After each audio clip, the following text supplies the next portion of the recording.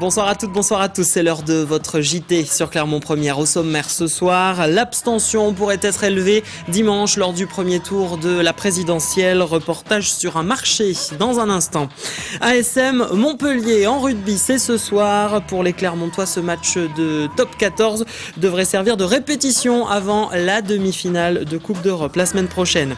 Enfin, la braderie de printemps à Clermont et l'ouverture des commerces le dimanche. On en parle avec notre invité Frédéric Ranchon, président de l'association des commerçants du cœur de ville clermontois.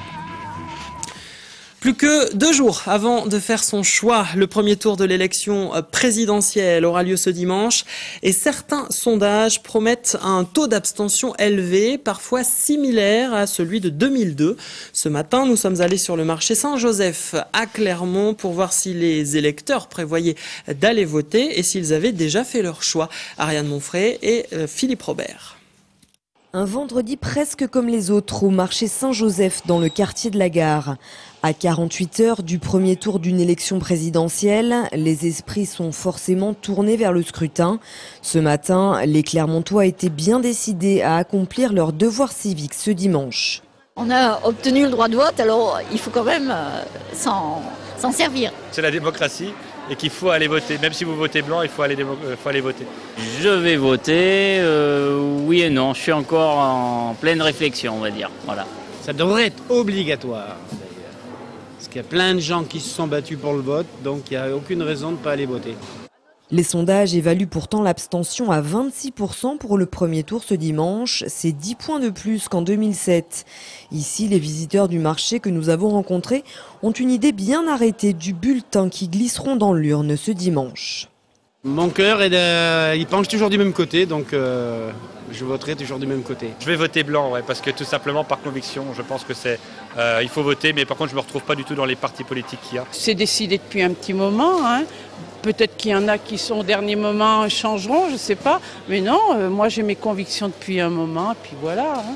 Après la proclamation des résultats dimanche soir, c'est une nouvelle campagne qui commence. Les finalistes auront 2 semaines pour convaincre et les citoyens auront 2 semaines pour choisir le futur président. Et les électeurs qui seront absents dimanche et qui souhaitent voter par procuration peuvent encore effectuer la démarche. À Clermont, par exemple, au commissariat de la rue Pélissier, un bureau des procurations sera ouvert jusqu'à ce soir 20h et demain toute la journée. Mieux vaut quand même se dépêcher et y aller avant 10h demain matin pour que la procuration puisse être comptabilisée pour le premier tour.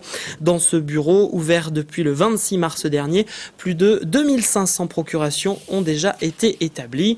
Et je vous rappelle que la campagne officielle se termine ce soir à partir de minuit. Les candidats n'ont plus le droit de s'exprimer publiquement et ce jusqu'à dimanche soir 20h. Autre actualité importante dans la région, le rugby. Ce soir, à partir de 20h45, l'ASM Clermont-Auvergne reçoit l'équipe de Montpellier. Un match comptant pour la 24e journée de top 14. Les Clermontois qui, forcément, ce soir, devraient penser à leur demi-finale de Coupe d'Europe prévue la semaine prochaine. On retrouve Philippe Robert au stade Marcel Michelin. L'ASM Clermont-Auvergne est qualifiée depuis le week-end dernier pour les demi-finales du top 14. Néanmoins, le match de ce soir face à Montpellier devrait servir de répétition générale à 10 jours d'un match capital de H-Cup face aux Irlandais du Leinster. En effet, l'équipe héroltaise possède de grosses similitudes avec l'équipe irlandaise, à savoir de la vitesse et un gros volume de jeu. Côté jaune et bleu, Gérard Vosselot fait son grand retour en 3e ligne. David Scrella et Aurélien Rougerie sont eux laissés au repos. Côté montpelliérain, Gorgodze est absent. Une équipe héroltaise qui reste sur 2 défaites à l'extérieur. Philippe Robert devant la caméra de Marc Véry. L'ASM qui pouvait dès aujourd'hui commencer à communiquer sur ses futurs recrutements. Du coup, le club a annoncé officiellement le retour de Napoleoni Nalaga la saison prochaine. Le centre néo-zélandais Benson Stanley et le 3e ligne perpignanais Damien Chouli seront également jaune et bleu l'an prochain. À l'agenda sportif du week-end s'ajoute le match du Clermont Foot Auvergne qui se déplace ce soir à Boulogne-sur-Mer pour le compte de la 33e journée de Ligue 2. À l'aller, à domicile, vous revoyez quelques images. Les Clermontois avaient essuyé un échec, défaite 2-1. En cas de victoire ce soir, le CFA pourrait remonter sur le podium. Les Clermontois vont donc tenter de stopper l'hémorragie. Ils ne se sont plus imposés à l'extérieur depuis le 2 décembre dernier. C'était à Angers. Et puis un mot de basketball, la Jeanne d'Arc de Vichy, toujours lanterne rouge de Pro B, se déplace demain soir à Saint-Vallier, et ce dans le cadre de la 31e journée de championnat. Pas de vacances pour les pelleteuses. Alors que les élèves étaient en congé ces 2 dernières semaines, plusieurs lycées auvergnats sont restés en travaux. C'est le cas par exemple du lycée Sidoine Apollinaire à Clermont, vous le voyez. Le chantier est prévu pour durer jusqu'en 2015. Après la construction d'un nouveau bâtiment, place maintenant à la remise aux normes des immeubles historiques. Pas facile de faire tous ces travaux durant l'année scolaire. Écoutez l'architecte du projet. Au fur et à mesure de l'avancement des travaux, nous allons libérer des bâtiments qui vont fonctionner pour permettre aux élèves de prendre possession de ces nouveaux bâtiments, aux utilisateurs de prendre possession de ces nouveaux bâtiments. L'autre aspect des choses, indépendamment du fonctionnement proprement dit, c'est aussi assurer en toutes circonstances la sécurité des personnes. Ça veut dire qu'il faut qu'il y ait une parfaite étanchéité entre la partie chantier et la partie du lycée qui est en fonctionnement. Images et propos recueillis par Maude Gatineau. Pour info, le budget lycée pour la région Auvergne s'élève à 76 millions d'euros, travaux et équipements compris. On parle du commerce en centre-ville avec notre invité ce soir, Frédéric Ranchon, président de l'association des commerçants du cœur de ville Clermontois. Bonsoir. Bonsoir Romain. La première actu pour vous, c'est la grande braderie de printemps depuis hier et jusqu'à demain. Expliquez-nous le concept. Oh, très simple, on a relancé l'effet braderie et l'effet foire sur Clermont-Ferrand centre-ville il y a maintenant à peu près 4 ans avec l'association Cœur de Ville, c'est-à-dire les commerçants de l'hyper-centre-ville de Clermont.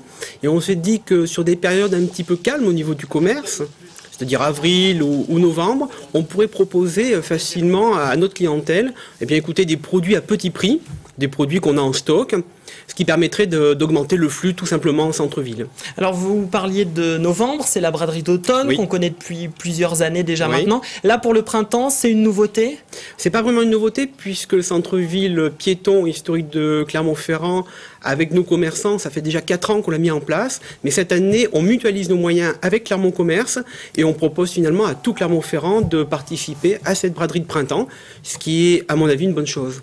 Alors comment fonctionne, qu'est-ce que c'est qu'une braderie par rapport à des soldes? Expliquez-nous concrètement. Alors comme les soldes, en braderie, on a le droit de vendre à perte.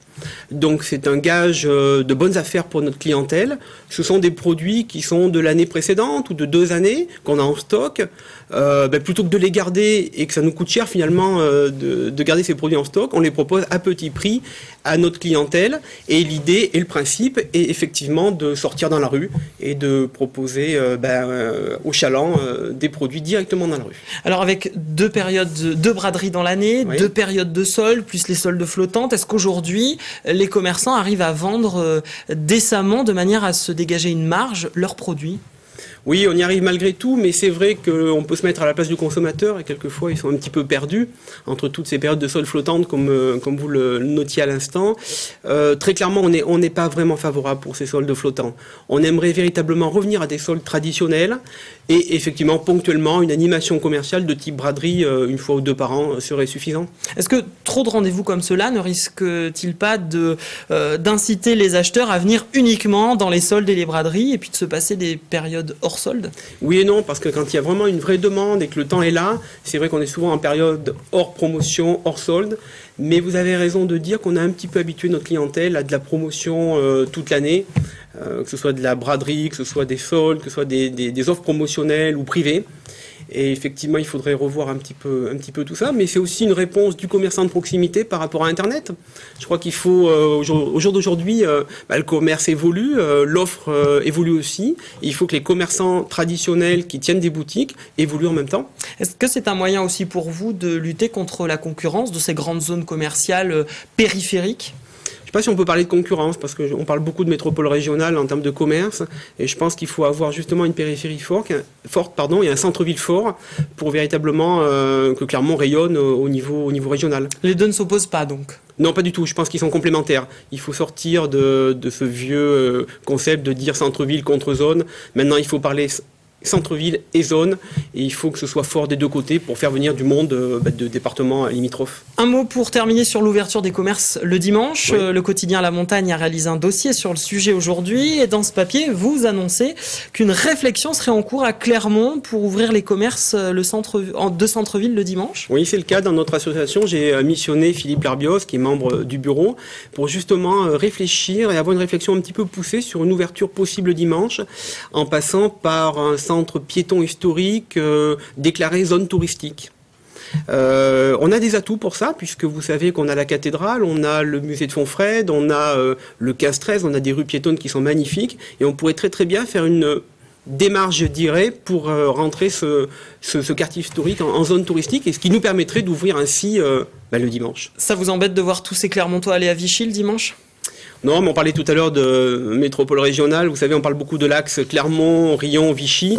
Et je pense qu'en termes d'homogénéité, en termes d'offres, il va falloir qu'on se penche sur la question. Très bien, Frédéric Ranchon, merci d'avoir été notre invité. Je rappelle donc que la braderie de printemps des commerçants du centre-ville clermontois, c'est jusqu'à demain. Et c'est la fin de ce JT. Merci à vous de l'avoir suivi.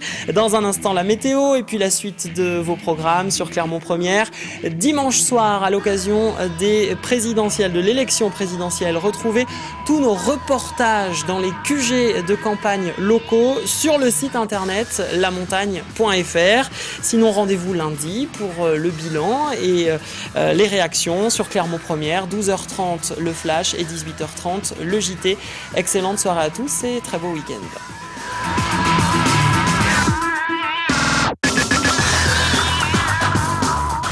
Toute l'actu locale est aussi en ligne. Retrouvez votre JT sur clermontpremière.com.